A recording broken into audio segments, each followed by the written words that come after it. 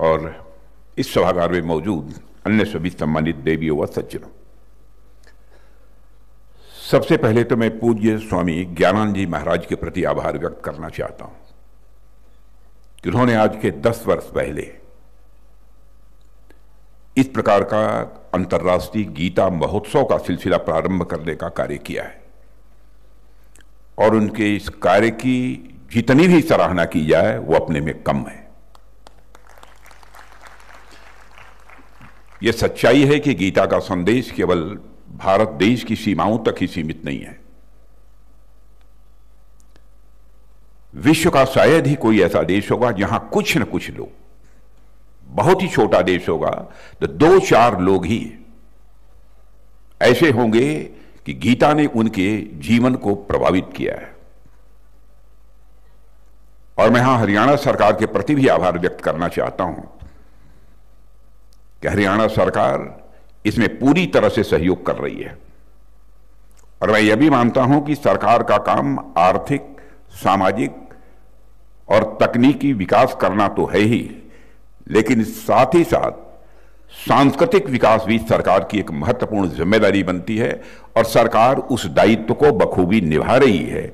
इसलिए मैं इस सरकार के प्रति भी, यहां के मुख्यमंत्री के प्रति भी आभार व्यक्त करता हूं।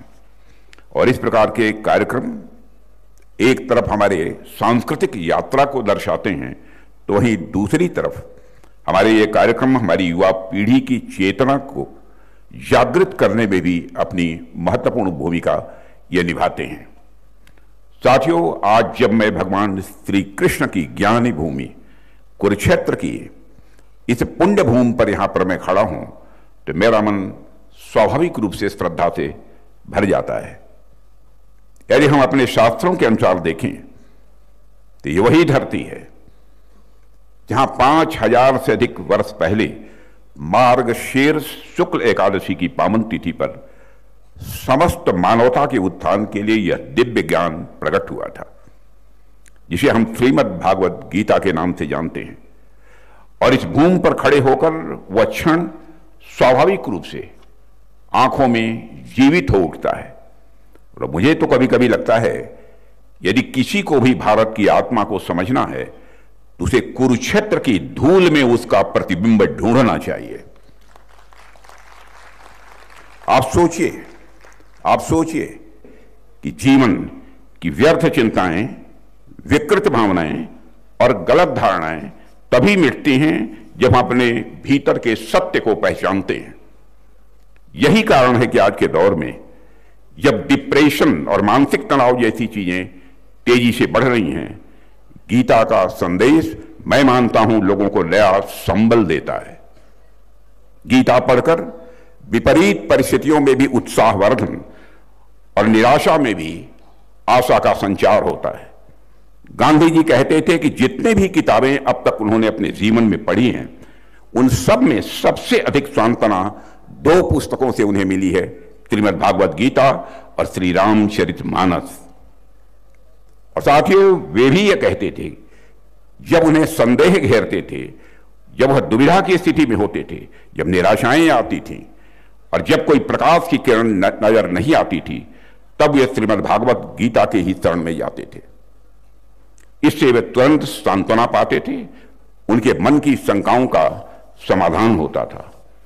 देवियों और सज्जनों, गीता में दिए गए कर्मयोग की भावना, समत्व की सीख और आत्मस्वरूप की पहचान हमें सुखपूर्वक जीवन जीने का यह मार्ग दिखाते हैं। गीता न केवल आत्मचिंतन का मार्ग दिखाती है, बल्कि मैं मानता हूं कि मन की उलझनों को सुलझाने के लिए थेरेपी का भी काम यदि कोई करता है तो हमारी यह गीता ही करती है। साथियों, जब जब हम जीवन में उलझते हैं, यह गीता हमें दिशा देती है, दिशा दिखाती है।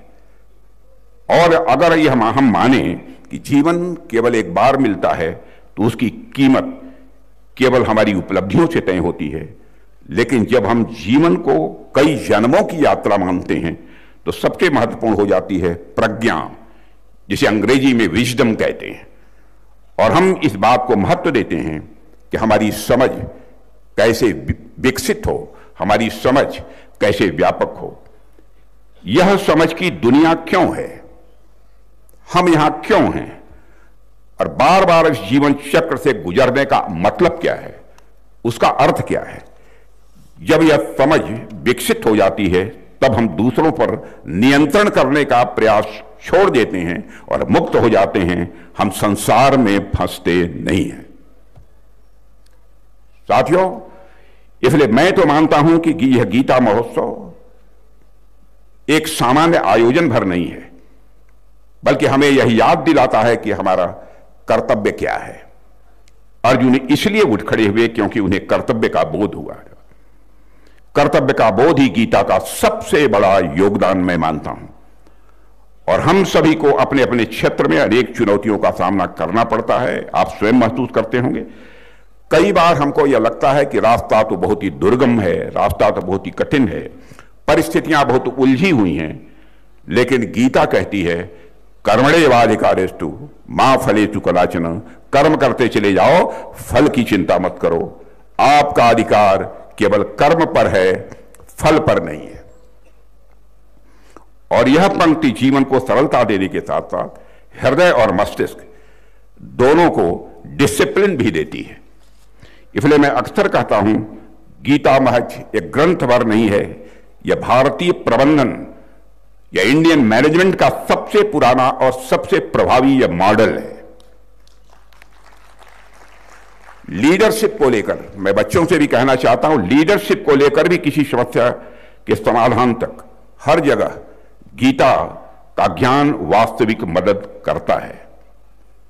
जिस बात को आज दुनिया इतना प्रचारित करती है, वह बात श्री कृष्ण ने 5000 वर्ष पहले बतला दी थी कि मनुष्य का व्यवहार उसके विचारों से बनता है और विचारों का शुद्धिकरण भक्ति और योग से होता है। और विचारों का शुद्धिकरण छोटे मन के व्यक्ति के अंदर नहीं हो सकता। जिसका मन जितना ही बड़ा होगा उतना ही सुख की प्राप्ति करेगा, उतने ही आनंद की प्राप्ति करेगा। और एक समय आता है कि मन इतना बड़ा हो जाता है, आनंद को प्राप्त कर लेता है, तो मनुष्य जीवन में परमानंद की प्राप्ति करता है।